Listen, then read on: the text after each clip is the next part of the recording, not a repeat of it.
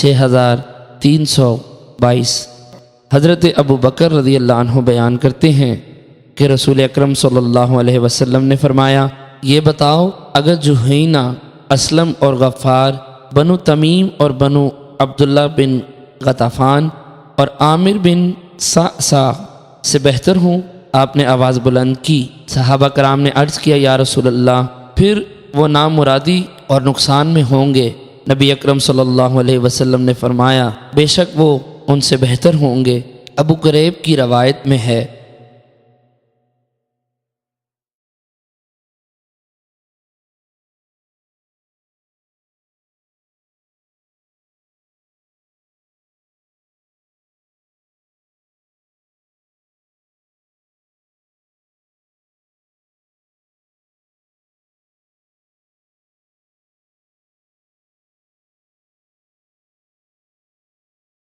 یہ بتاؤ کہ اگر جہینہ اور مزینہ اور اسلم اور غفار